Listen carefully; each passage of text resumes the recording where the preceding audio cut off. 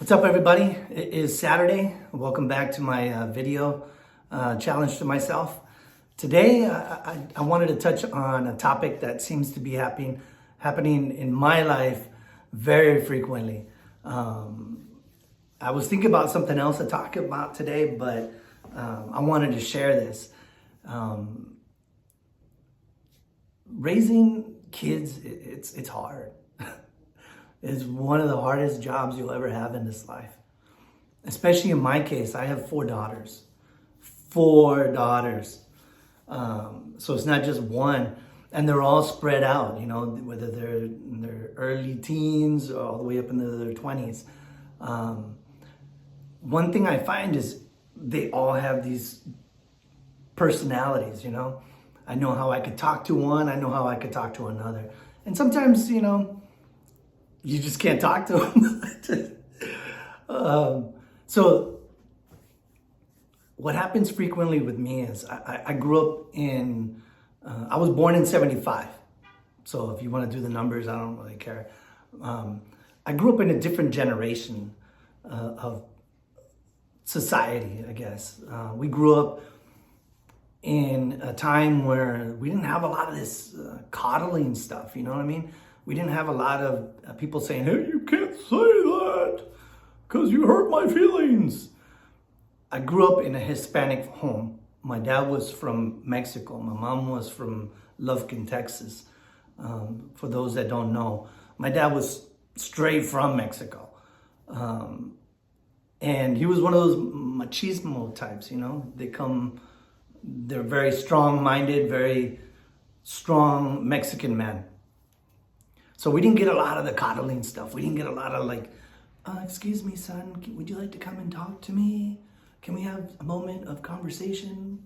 We didn't get that. And I'm not knocking that. You know, I always like to crack jokes, but that's just my personality.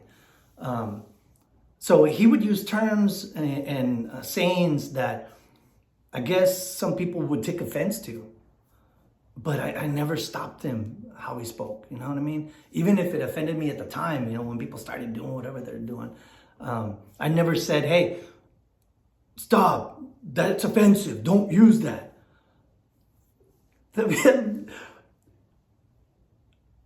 I wouldn't do that. And if I did, the ones that are my age, you know what happens next. You know what I mean? I don't have to say that on here. I don't want to get my video canceled or whatever the case is, but you know what would happen, especially if you talk to your father back then in that certain way. But what I find now is, you know, where I grew up in San Antonio in a Hispanic home, a lot of that stuff, you know, it stayed in my vocabulary. I can't help that. That's where I come from. That's who I am. So I speak that way.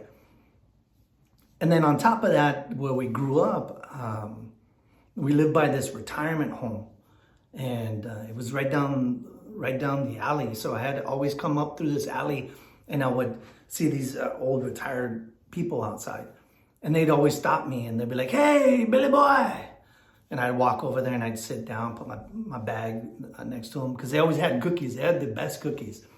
I don't know what they put in those cookies or whatever the case is, but they were always on point. So I would go sit with them, and you're talking about like old people from like, I don't know, older than dirt. You know, World War II vets, Vietnam vets.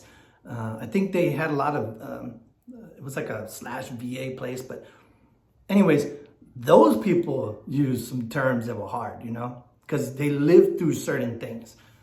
But even at a young age, even as I was growing up, I never stopped them. I would listen to their stories. You know, they would talk about Vietnam, or they would talk about this other thing that happened. And I would just listen instead of trying to stop them, to correct them. And I think that happens way too much now. I do that now. I still listen to people.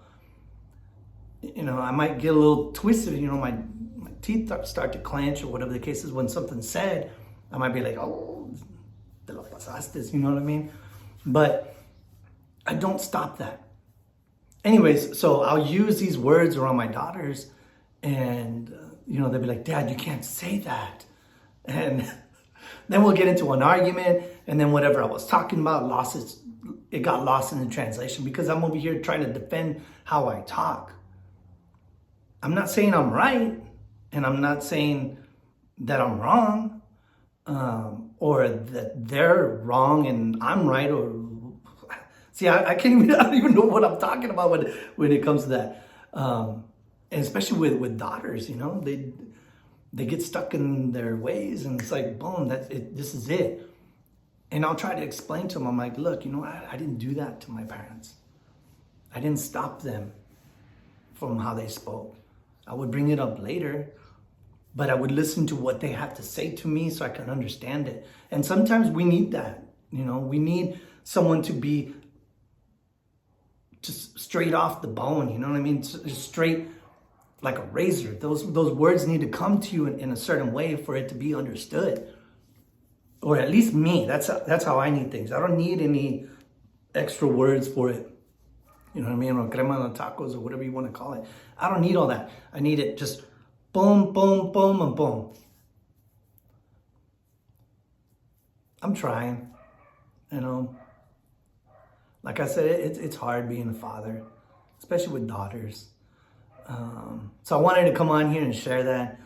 If you have opinions about stuff, I'm not saying you have to bend your opinions to somebody, but at least listen to what they have to say and then decipher it.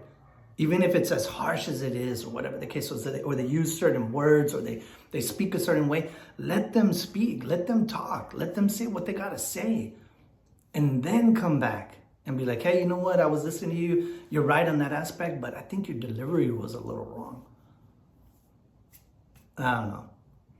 I think right now society's got so much influence coming from everybody, especially into our homes. I have to fight off what some of these people are teaching in these schools to my kids. And you're not just, I guess, fight it off, but then still take a look at what they're saying. And I do that, I read some books. I read like, she still calls me Daddy from Wogelmuth. I think that's his name, Wogelmuth or something. But it was a good book. And, the Lord blessed me with 4 daughters. So he can kind of strip some of that machismo down, cut me back, sliver off some stuff, make me, I guess, a little softer. But in that, I don't know, I'm just affirming what I believe and what I think, especially in respect for people. Listen to what they got to say. You don't have to enjoy it. And not everything's offensive, you know what I mean?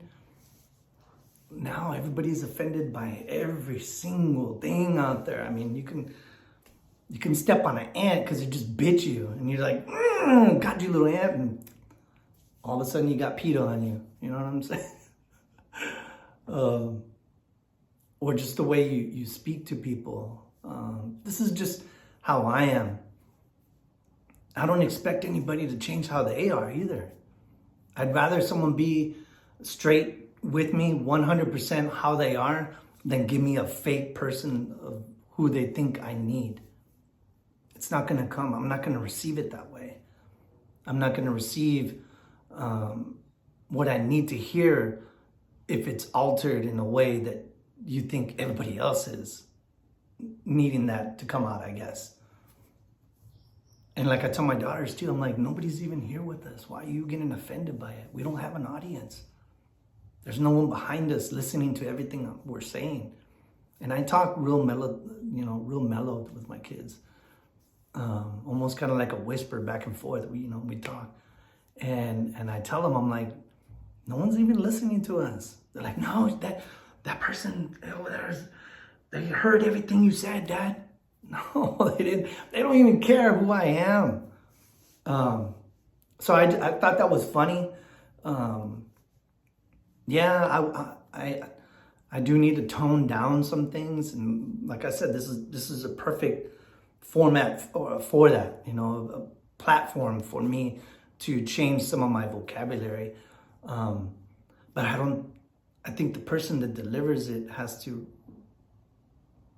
realize who they're speaking to. You know what I mean? Know your audience. Yeah, that's what I wanted to come on here and just share that. If you're watching these videos, like I said, drop a comment, whether you like it or not. Sometimes on these platforms, when we put stuff out there, we don't know who's hearing it. We don't know who's watching it or whatever the case is, or who just swipes on by. Like I say every day, it's like a therapy session for me now. It's become part of my daily regimen. Before I was always fearful of it. Now I'm looking forward to it, having this time coming on here and speaking how I want to speak and what I want to talk about. But yeah, if you have something that you want to ask me or you want me to talk about, drop it in there. I'll give you my comments about it, or my opinion about it, and I'll make a video, whatever the case is. I know someone else asked me about my tattoos and stuff like that, but I want to wait on that. I want to make another video on what tattoo was my first to my last and what the meanings are. I just felt I got to build up to that, because otherwise I'd be like, this is for this and this is for that. Oh, look, there's a butterfly. I want to learn how to keep my focus on what I'm talking about instead of being all over the place. So I hope you guys have a wonderful evening. I hope to see you on here tomorrow. And I hope you guys go to church tomorrow and then spend some time there. But thank you very much for being part of my journey so far. Like I said, it's going to be ups and downs and everywhere else, but I'll be here.